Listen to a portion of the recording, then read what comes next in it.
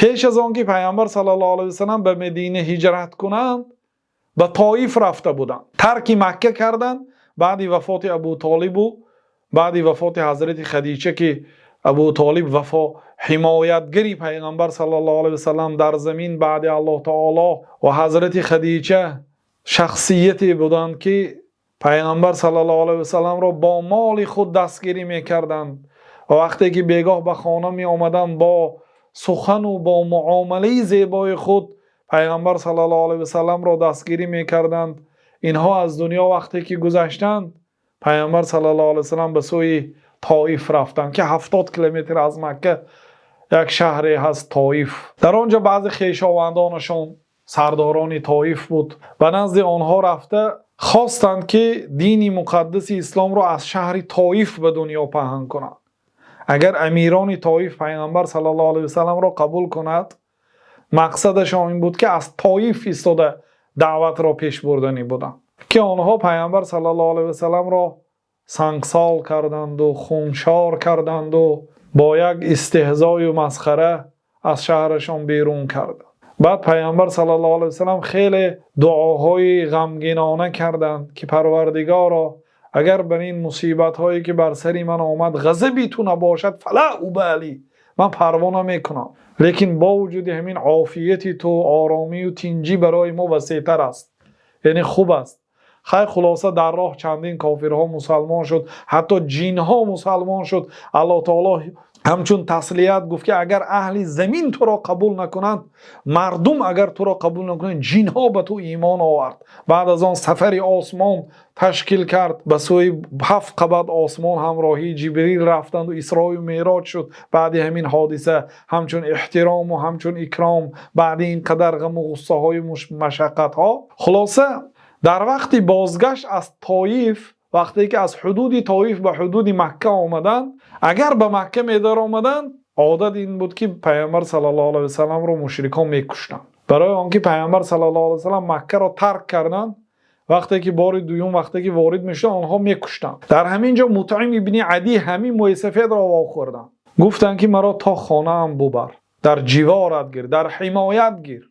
عربا هم خیلی یک عادت داشتن که اگر یک عرب یک انسان بیگانه را یا یک انسانی که مثلا حکمش قتل است اگر وای در زیر حمایش گیرد، دیگرها دست نمیرسانیدند. یا یک مهمان یا یک مسافر در زیر حمایش گیرد، دیگرها احترام اینو به خاطر آورده به جا آورده به او چیزی نمیگفتند.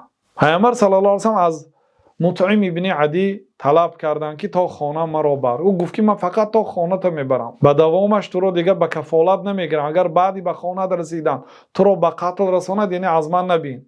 پیامبر صلی الله علیه و سلم راضی شدند و تا خانه پیغمبر صلی الله علیه و سلم همین کافر مطعم ابن عدی برده بود. بنابراین پیامبر صلی الله علیه و سلم پیش از جنگ هم مردم خاطر رسان کردند که اگر کسی مطعم ابن عدی را واخورد ببینید.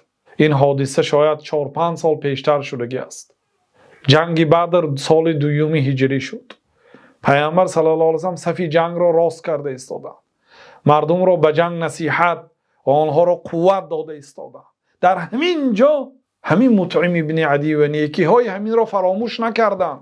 گفتند که کدام شما اگر مطعم ابن عدی را واخورد غیر از نیکی دیگر معامله نکند. ببینید، یعنی به قتل نرسانید. یعنی بعضی علما میگن که این در جنگ کشته شد، کدام از اهل مدینه ندانسته به قتل رسانید. بعضی میگن که پیش از جنگ این از دنیا گذشته بود میگن. لیکن پیامبر صلی الله علیه و سلم شاید نمیدانست از مرگش.